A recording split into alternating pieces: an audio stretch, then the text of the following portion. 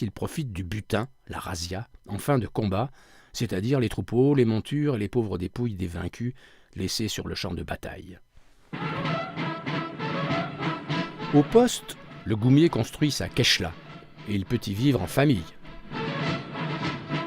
En opération, ils connaissent remarquablement le terrain et sont chargés de conquérir le territoire, tandis que les troupes régulières, zouaves, spahis, légions, tirailleurs algériens, viennent derrière l'occuper dans un second temps.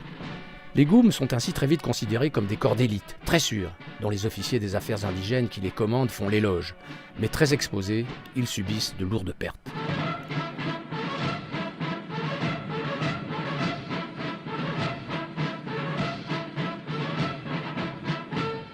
Les partisans, quant à eux, sont recrutés à chaud et sur place, pour une opération précise qui jette en première ligne ces nouvelles recrues.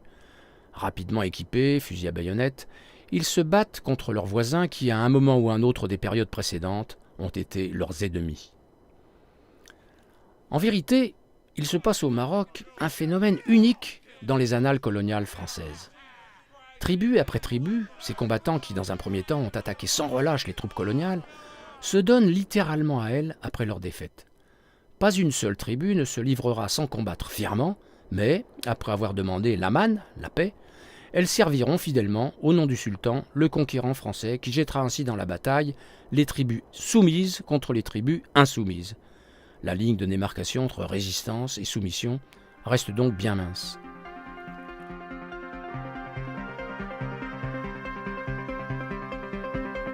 L'armée d'Afrique, ainsi renforcée, est puissante. Les troupes sont équipées d'automitrailleuses, de fusils mitrailleurs, de mortiers, appuyées par l'artillerie et l'aviation. Malgré ce déséquilibre des forces, les combats sont acharnés. Mais en 1933, après 20 années d'une résistance farouche, le pays est pratiquement conquis. Reste une tâche de résistance au sud du Haut-Atlas, dans le Jbel Sarro, où les fameux combats du Bougafer de l'hiver 1933 vont voir s'affronter d'un côté les troupes coloniales et de l'autre les derniers résistants.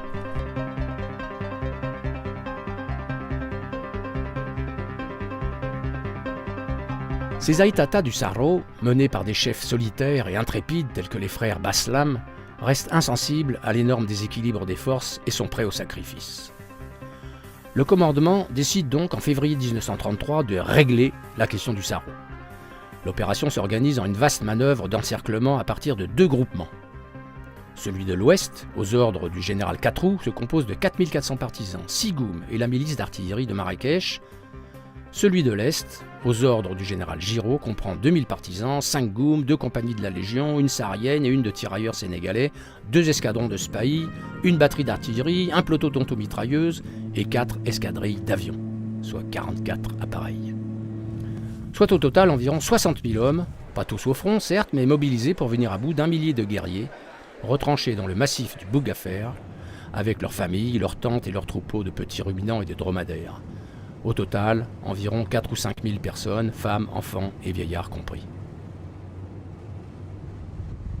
Pour atteindre les lieux de ces combats héroïques, il faut dépasser Al-Nif, emprunter une mauvaise piste,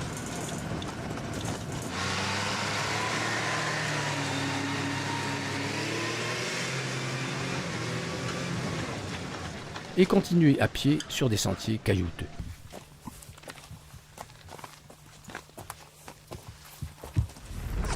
La bataille s'engage dans la nuit du 12 au 13 février, et assez rapidement, devant le déluge de feu et l'avance rapide des Goums, les assiégés se replient sur la cuvette de l'Imsaden, au cœur du Bougafer. Protégés par de puissants escarpements, ils contrôlent alors toutes les crêtes et les cheminées d'accès. Pour assurer un blocus efficace, les attaques se portent de tous les côtés. Le groupement de l'Ouest arrive au pied des aiguilles le 20 et descend sur Lakan ou Lili pour bloquer les sorties vers le nord et l'ouest.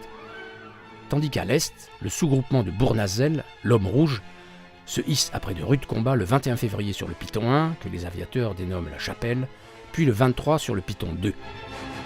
À cette date, l'état-major, considérant que l'encerclement est complet, déclenche alors une série d'attaques. Le 24, dans une nuit d'encre, les goumiers du 34e escaladent les cheminées qui mènent au sommet des aiguilles. Arrivés à 30 mètres des guetteurs, les chiens les repèrent et c'est la fusillade générale dans l'aube naissante. Les guerriers Aïtata, aidés des femmes, projettent des rochers sur les assaillants, dont certains, arrivant au sommet, sont poignardés dans de furieux corps à corps et repoussés dans le vide. La moitié des goumiers est hors de combat, et sur les 7 gradés français, 3 sont tués, 3 sont blessés. Repli général au petit matin. Du côté des insoumis, comme on les appelle, la résistance s'est bien organisée. On creuse des abris sous roches pour se protéger des obus, on installe des postes de tir soigneusement cachés. Chaque nuit, malgré le blocus, des gens se faufilent entre les lignes pour assurer le ravitaillement. Mais chaque jour, les avions, relayés la nuit par l'artillerie, pilonnent les positions, détruisent les troupeaux et sèment la terreur.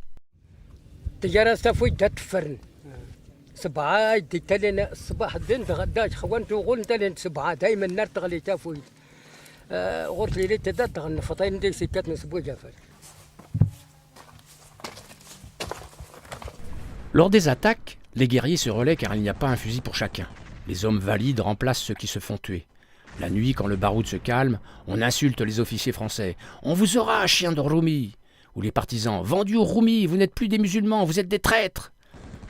Aujourd'hui encore, on se moque de ces partisans vendus aux Français. Et c'était quelqu'un qui a perdu la nuit, et puis il a écouté la voix des personnes à côté de l'eau, près de l'eau. Et il a crié, alors est-ce que c'est les... Est-ce que c'est les partisans ou les autres? Les autres, ils ont dit les partisans, exprès pour le faire venir.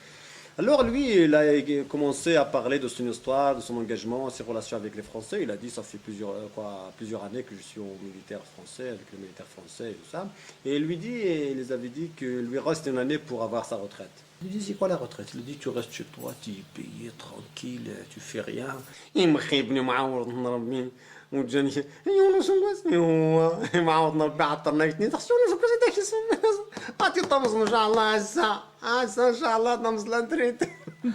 de suite, ils l'ont tué.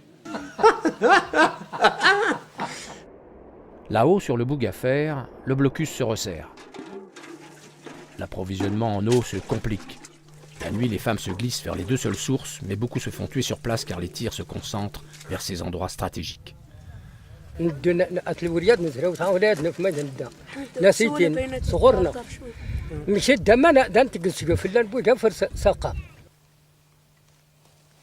La situation devenant intenable, les Aïtata demandent une trêve de 24 heures qui leur est accordée le 25 février, mais ils refusent obstinément les offres de soumission. L'état-major, impatient, décide alors de frapper un grand coup pour en finir. C'est le fameux combat du 28 février.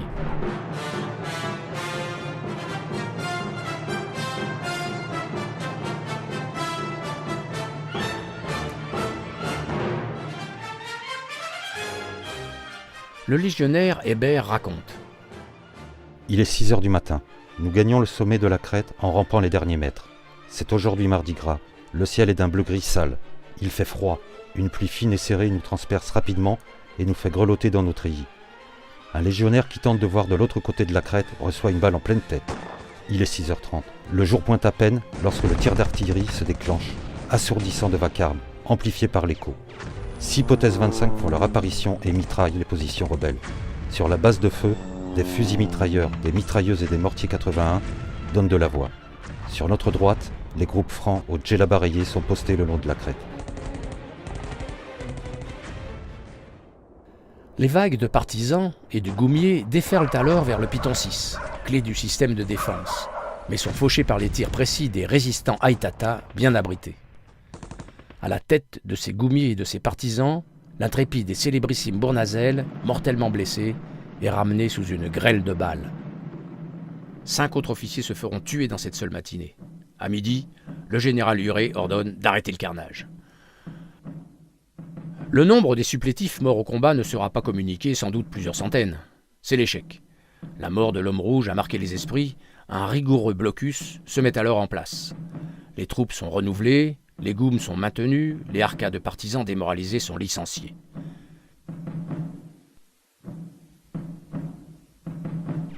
Les bombardements vont alors s'intensifier sans laisser de répit. Après 3 semaines de résistance, à bout de force, les assiégés menés par Assaut Baslam se résignent à capituler le 24 mars 1933. Ils auront résisté 42 jours, la moitié des combattants a été tuée, Il n'en reste que 465 qui se rendent là devant ce sanctuaire de Khouya Ibrahim, suivi par près de 2500 personnes, vieillards, femmes et enfants, dans un état pitoyable.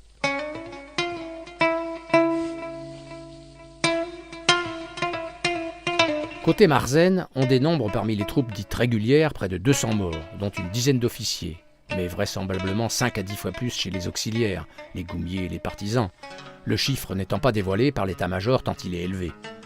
Côté résistant, sans doute près de 1200 personnes ont péri. La liste n'en sera jamais établie, pas plus que celle des courageux rescapés qui vont rapidement disparaître de l'histoire marocaine. Dans les années qui suivirent, après que le secteur eut été bouclé pour nettoyer le champ de bataille qui n'était plus qu'un monstrueux charnier parsemé d'explosifs, les habitants du Sarro reprirent leurs activités, le pays étant placé sous autorité militaire. Conformément à la politique des notables chers au protectorat, le chef de la résistance, Assou Baslam, fut nommé Amrar Noufla, c'est-à-dire chef de la confédération Aïtata.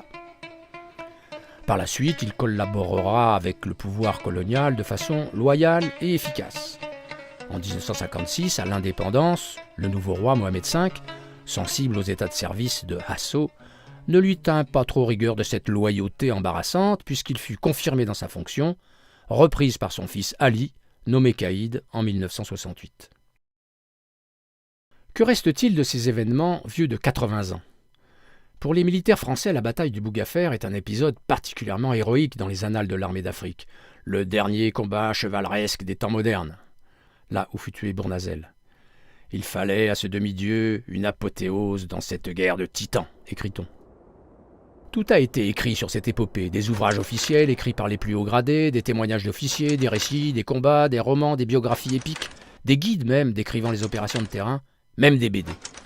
Certes, l'héroïsme des dissidents, leur sublime courage est célébré, mais au travers du prisme colonial, l'armée d'Afrique, avec ses glorieux combattants et ses officiers nobles et généreux, se taille évidemment la meilleure part.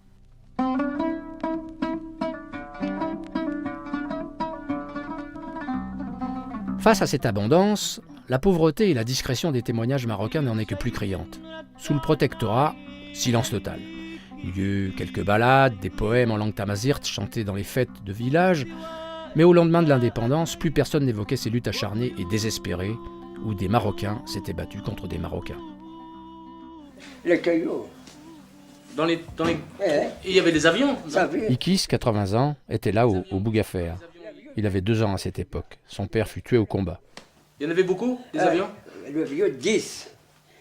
كاين 44 ديال الافيو 44 ديال الافيو 10 كاين اللي شارجي ديسكابو مالنا وردازات اللي تيريسي 10 انكور 10 اللي شارجي ديسكا وردازات اللي كوبيسي l'anfat على تيتالو اللي تورني ديسكا وردازات لا باش لا موتو كلشي لي مور لي شامو كلشي لي مور Tous.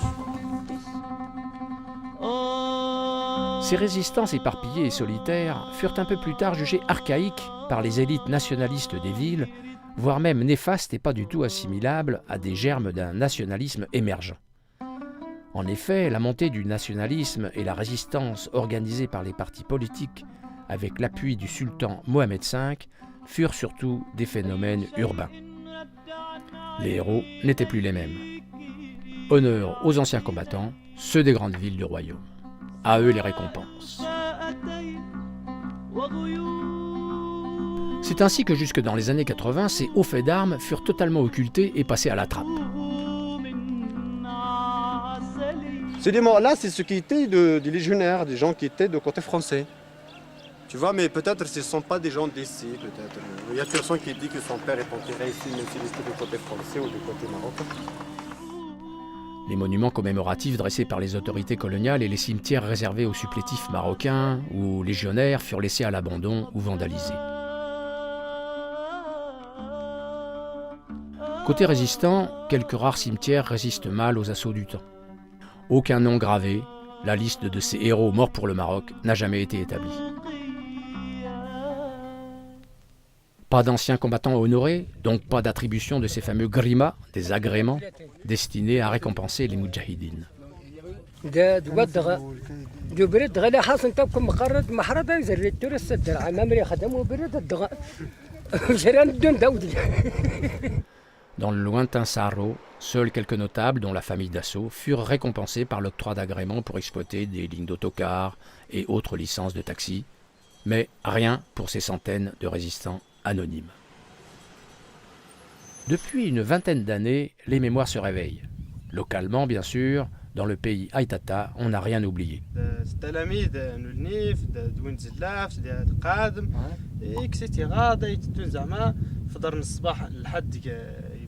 خويا ابراهيم الين دورنا في البويه فردين ناوتين كزنت سدا وغولن 3 4 تشنا لسي خويا ابراهيم يغوتونا انيف.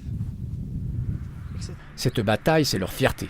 Et des associations se sont créées pour cultiver le souvenir et collecter des témoignages, mais bien tardivement.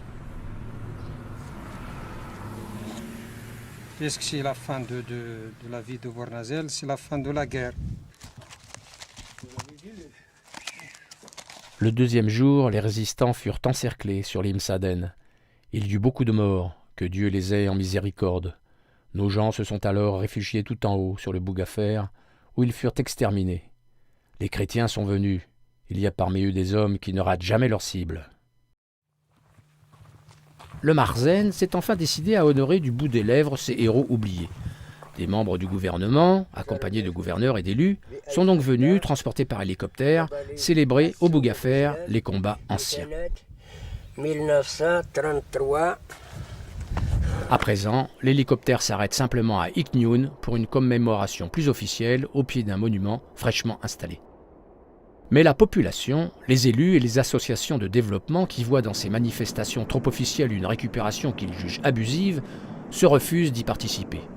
Que l'État, qui s'intéresse enfin à la région, s'occupe d'abord des routes, des dispensaires et des écoles avant de venir honorer leurs héros. En 2008, la piste d'Iknioun sera ainsi rapidement asphaltée. C'est ainsi que cette amnésie d'une tranche glorieuse de leur histoire laisse chez les Aïtata une profonde amertume et un sentiment d'injustice où se mêle l'idée que ces zones déshéritées, cette montagne et la société berbère elle-même sont volontairement laissées à l'écart du développement national.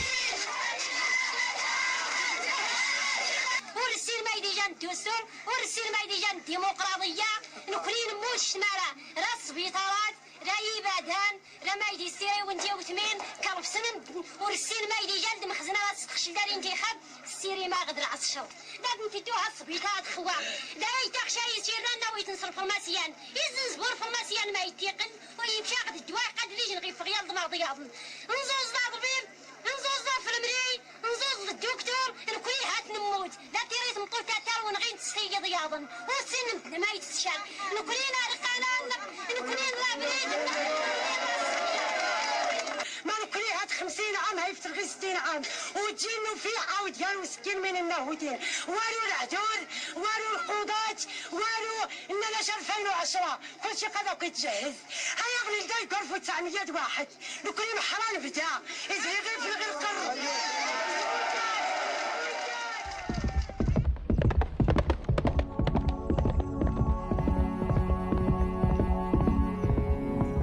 Au Sarro, ne reste plus que des tombes sommaires aux ossements épars, de la ferraille, des obus, des moutons, des chèvres menés par de petits bergers, et quelques habitants paisibles qui n'aiment pas qu'on les dérange.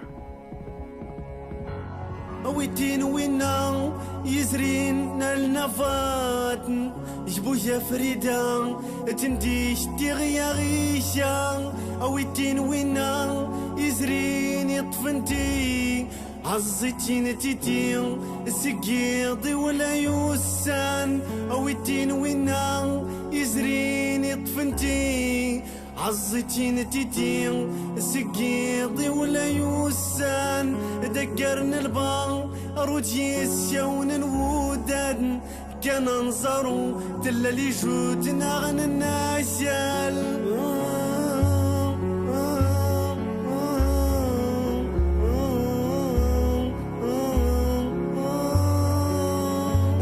صدورمي تغرتين إن غاراو سكن دالكور إيجانا ولا ياشال دادي كريم جعبات تقسن غيفين إيجاد وغيف أداغيك سيزوران دادي كريم جعبات تقسن غيفين إيجاد وغيف أداغيك سيزوران أيدا